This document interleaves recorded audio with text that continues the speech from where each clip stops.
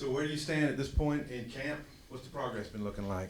Yeah, I think this was a really good week for us, and the week actually started on Saturday, just because of the way we've been doing the schedule with the Thursday night game, and we got into some game situation prep, I guess you would say, some of the stuff that you do in a game, and it was fun to see our players react to it and learn it. And obviously, we still got another week to get ready for our game, but this was really good for that and how you practice and how you prepare for it. So I was excited to see how we did there.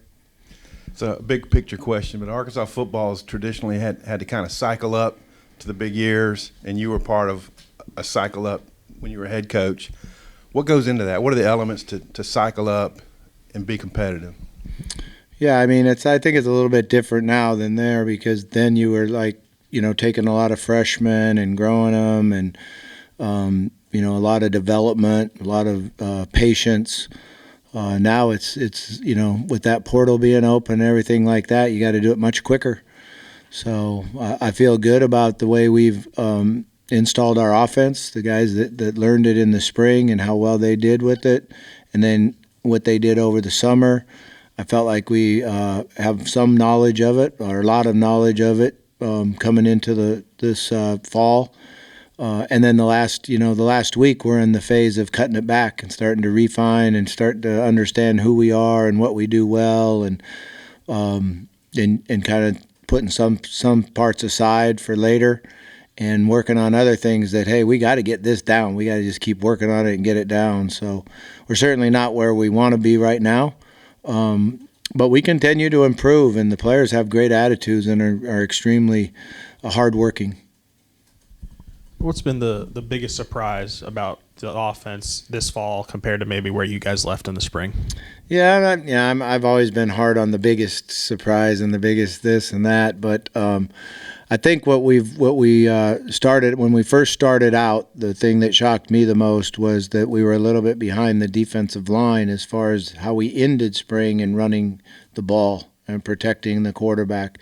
And I felt like it took us 4 or 5 days. We started getting better. We came at it. Another couple days, we're better. And now I feel like our offensive line is working together and starting to see what we saw at the end of spring ball, and starting to actually go past where I feel like we were at the end of spring ball, and we're executing and doing both, being able to run the ball and throw it, and you got to do both. A week out now, have you begun to think about, maybe the emotions that you'll feel, coaching an Arkansas football game again and, wearing all the Razorback gear during a game that counts for the records? Gosh, I wish I could think about it, but Coach's been grinding us, man. I haven't had time to think about a whole lot. We're here early in the morning and getting home late at night, but it'll be fun. I'm looking forward to it. I've always enjoyed going down to Little Rock and playing down in Little Rock, and I think it'll be fun. I can't wait till we get down there. Sidelines or booth? Yeah, I'm going to be in the sideline. You got the clicker now where you can talk to the quarterback and the earpiece, and can't do that from upstairs. I thought about it. I kind of liked it last year upstairs and calling the game and being away from all the elements that go down there, but I didn't like not being able to see the quarterback's eyes and how they were reacting, and what was going on the sideline. So I think it's the right decision to be down. Speaking of Talon, I know you've worked with him on a lot of fundamental technique things. How do you feel like he has done in that area? Do you ever catch him reverting some bad habits and stuff? And what are your thoughts overall on him and his ability to lead the team? Really excited about how coachable he's been and how much improvement he's made. He's setting the way I want him to set now. He's got his delivery where it needs to be. There's every now and then where he'll drop down a little bit and revert back to some old habits. But I really like how coachable he is and how much he works at it. And I think this week he's been as good as he's been. His accuracy and making all the different throws, and he can really throw it down the field, but he can also make them medium range throws you have to make to move the sticks. When we think about your time here before, I always think about those wide receivers, Joe, Jarius, Greg, Kobe, and those guys. And you've got a good-looking group up here. I don't want to compare or anything, but do you feel like you have guys that maybe even could play next-level type of football? I mean, is that the kind of talent you have at wide receiver? I feel like we do. I feel like we definitely have guys that will have the opportunity to play at the next level. You know, they got to show it, though, and they got to prove it. And I think that's what, when you look back and you think about those guys you just mentioned, you know, they went through some tough times, and they, you know, they got hit in the nose a few times and got knocked down and knocked out. And then they just decided, I think the way Joe tells it to me, they just decided they were going to go out and dominate every game. Like they felt everyone went after them when they were all true freshmen. So I feel like our attitude's right with our receivers now, and our toughness is getting better and growing.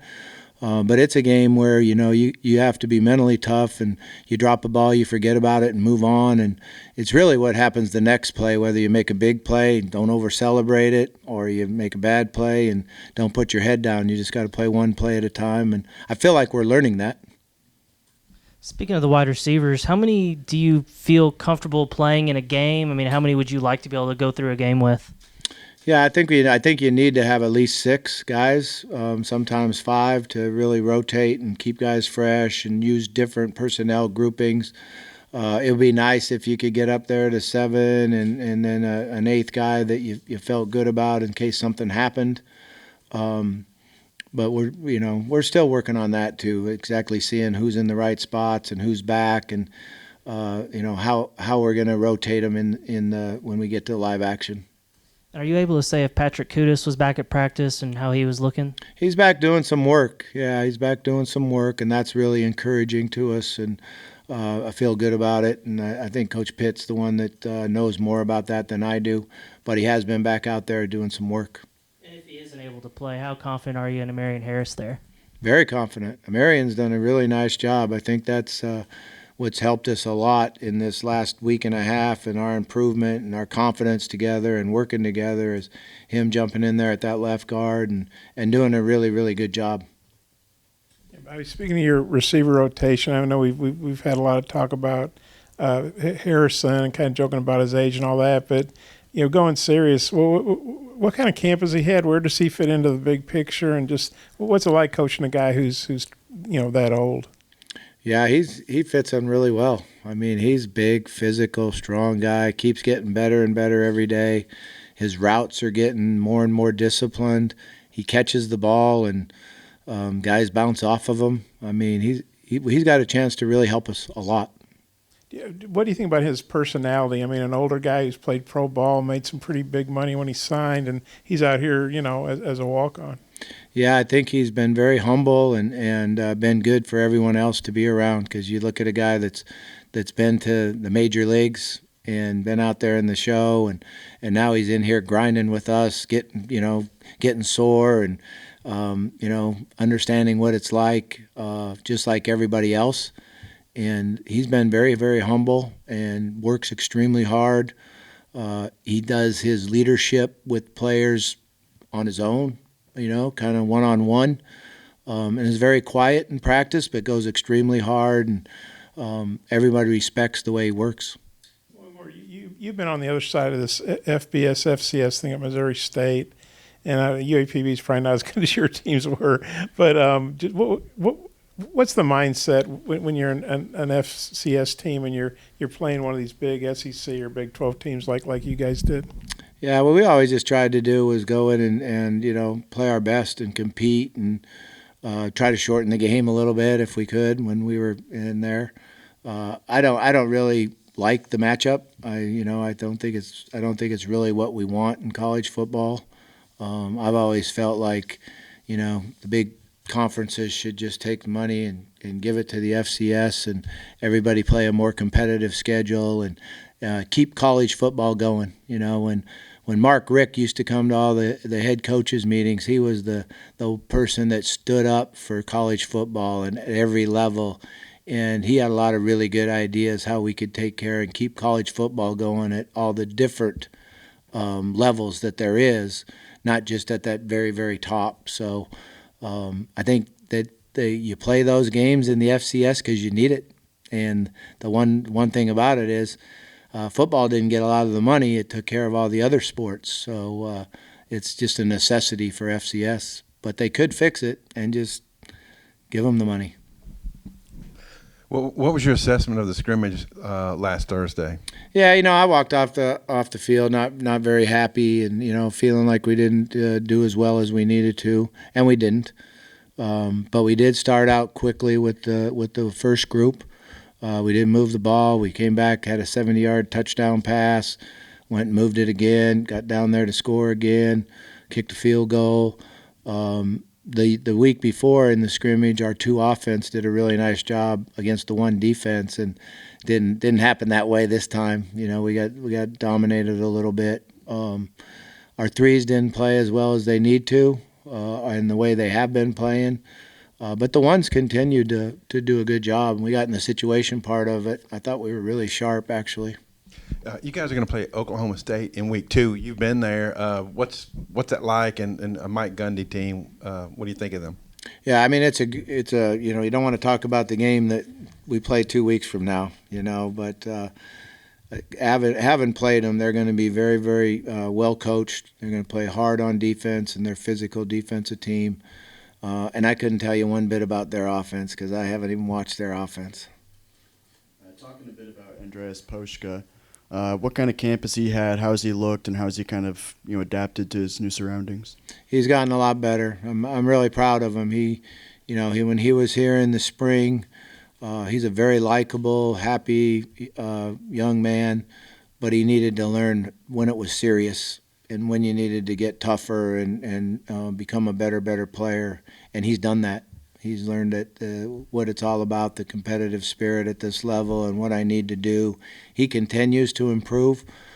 He can not only run block and pass protect, but he's catching the ball well now too. And one of the things we wanted to really emphasize with him was running after the catch, because in spring he didn't look good doing that. He went down way too easy, but he's really improved on that also. I think he, in the first scrimmage, he had a really big day, caught 3 passes in a row, scored on the last one, broke 3 or 4 tackles, and it gave him a lot of confidence, and he continues to improve. He'll be a part of our offense.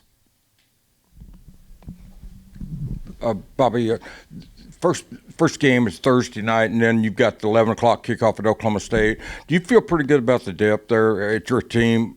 I mean, I know at Taylor, you're not necessarily worried about numbers at quarterback, but otherwise, do you feel pretty good? Because it could be pretty hot at those games. You feel pretty good about the depth that you got to rotate in?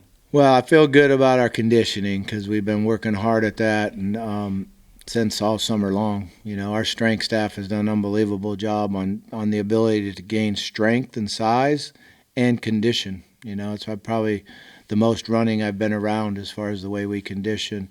And the way we're practicing now, we're taking longer racks and going a little very, very intense, trying to make sure that we're in game playing condition. But you always worry early in the year when you get those hot, humid days, and depth does come into play. We've got to continue to improve on our depth, and especially in certain positions. Last scrimmage they had 8 interceptions. I'm sorry if somebody asked this, but I didn't hear it. You feel like the interception issue's been solved pretty much? I mean, with 8, the last one, we don't know who threw them, but yeah, you feel pretty good about that not being an issue going forward? We're working on it. I mean, we're still learning and developing and finding out what we can do at each quarterback. And we do know that tip balls get intercepted, and we've got to do a better job with that. But yeah, Talon had 2 interceptions. One was a tip ball, could have been caught. Nice play by the defensive back that broke the play up, and then another guy made the catch. So, and then Malachi, got a couple of picks against the one defense, which was unfortunate for him. He usually takes care of the ball pretty well. Coach, what is it about Luke Has that makes him so good? I mean, he's not extremely big or anything. Is it just athleticism, speed, like mindset? What is it? Yeah, I mean, first of all, he's got great hand-eye coordination, his ability to adjust his body and make the catch. He's very good on his route running, and he's tough. He's a tough young man. He doesn't shy away from anything.